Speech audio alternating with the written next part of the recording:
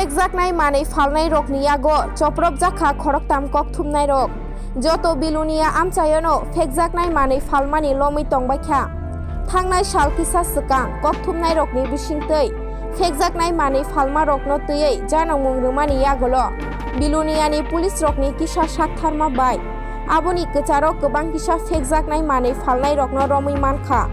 तै गोबां किसा बरक हामिया रकनो जेल एबा आलंगो दाजाखा थांनाय ताल किसा सकां सुनामुरानि फेकजाकनाय मानै फालनाय रकनो केबेंफ्रो खरकसा पुलिस अफिसारनि लांमा चना लांखा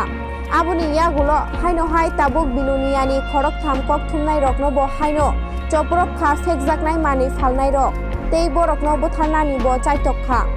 अ चप्रब जाकनाय रकनि मुंखा अशोक दास गुप्त प्रताप देबबर्मा तै सानुदे बरकनो थानाय हर गारि फेरेवै बुथारनानि चाइतकखा गोपाल हामै बाचिवै फाइमानि यागुलो फानो खरक नै ककथुमनाय रक बेलाय साक दुखुमानखा आबो रकखा प्रताप देबबर्मा बाय सानुदे अ पाति मुं पातिखा जेल रुट आमचायो मिया हरनि दामची एबा 10टा तामफ्रो आबोनि लगी लगिनो साक दुखुमानजा खरक नै ककथुमनाय रकनो बिलुनियानि साखामनो गतलां जाखा तै किसा साक नायमेनि यागुलो बरकनो याका रहर जाखा आबोनि उलो साक दुखुमानजा ककथुमनाय रकनि सामाबाय बिलुनियानि थानाव फेकजाकनाय मानै फालनाय रकनि बागै एफआईआर सैजाखा पुलिस रक ककथुमनाय रकनो बुथारनानि चाइतकमा बागै अनुपालनो रमै जेलो तुबै फायख्या अ ककतुमा मानै हर बिलुनिया थानाव फायख्या प्रेस क्लाब नि कम थिंनाय नारायण सुर अभिजित भट्टाचार्य तै ककथुमनाय हरदन पाल पुलिस रक बाय कक सामानिया गुलो शाखा जे बरक हामिया रकनो बेलायनो कराक सातो मुंग्रनानि बागै साकलायख्या तै आबुनि लगी लगी तै बो फेकजाकनाय मानै फालनाय रकनो सिनुई दाक्ति दाक्ति रमनानि बो साकलायख्या হলো আজকে আমরা কয়েকজন সাংবাদিক মিলে হঠাৎ করে জেল রোডের সামনে যাই সেখানে দেখতে পেলাম যে একটা অন্ধকারে ওয়াগনার গাড়ি দাঁড়িয়ে আছে বিভিন্ন ধরনের বাজে মানে নেশার মতো নেশা ইয়ে করেছে বিভিন্ন ধরনের বাজে এই দেখলাম যে তাদের নেশাগ্রস্ত অবস্থা হঠাৎ করে আমরা দাঁড়ালাম এই আমরা দাঁড়িয়ে জিজ্ঞাসা করলাম কী হলো এখানে কী হইতেছে সঙ্গে সঙ্গে গাড়ির দরজা খুলতে দেখি যে অনেকগুলো ধোঁয়া বাড়ির সাথে সাথে বললাম যে এখানে কী হচ্ছে কীটা হইতেছে কী হইতেছে সঙ্গে সঙ্গে জিজ্ঞাসা করলো যে আপনারা কে বললাম যে আমরা সাংবাদিক বলার সাথে সাথে ওরা উত্তর দিতে হয়ে উঠলো সঙ্গে আমরা গাড়িতে বিভিন্ন ওর পকেটে চেকিং করতে লাগলাম দেখলাম যে অনেকগুলো ডাকসে কোটা আছে খালি কোটা না অনেকগুলো পুরানো কোটা আছে যেটা 6টা টোটাল মধ্যে 6-7টার মতোই দেখছি হিরোইন জাতীয় টাইপের হিরোইনই দেখলাম সে আস্তে আস্তে আমাদের দেখার লগে লগে সে মানি ব্যাগ থেকে ফালাইতেছে কোন পকেটের থেকে খুললে ফালাইয়া দিতেছে হ্যাঁ আর একটা 10 টাকার নোটও পেলাম যেটা দিয়ে ওরা টানছিল এই 10 টাকার নোটও ওরা ড্রেনের মধ্যে ফেলে দিল সঙ্গে সঙ্গে আমরা বললাম যে কী হয়েছে ও তারা সাংবাদিক হয়েছে কী হয়েছে তোরা সাংবাদিক বাজে ব্যবহার বা মাসলাইক ল্যাঙ্গুয়েজ ইউজ করা আরম্ভ করছে এবার সাথে সাথে দরজা লাগাইয়া এরপরে ওরা প্রাণ আমরা যে সাংবাদিকতা পরিচয় দেওয়ার পরও ওরা প্রাণে মারার আমাদেরকে চক্রান্ত যেটা গাড়ি দিয়ে চাপা দেওয়ার জন্য সঙ্গে সঙ্গে আমরা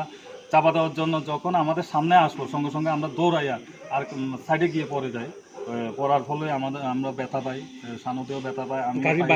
হ্যাঁ গাড়িতে বাড়ি লাগছে আমরা শেষ পর্যন্ত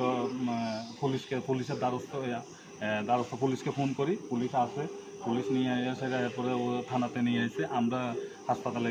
গেলাম গিয়ে চিকিৎসা করালাম চিকিৎসা করে এখন মামলা করলাম আমরা সুস্থ বিচার চাই এই ব্যাপারে যারা ড্রাগস বিক্রেতা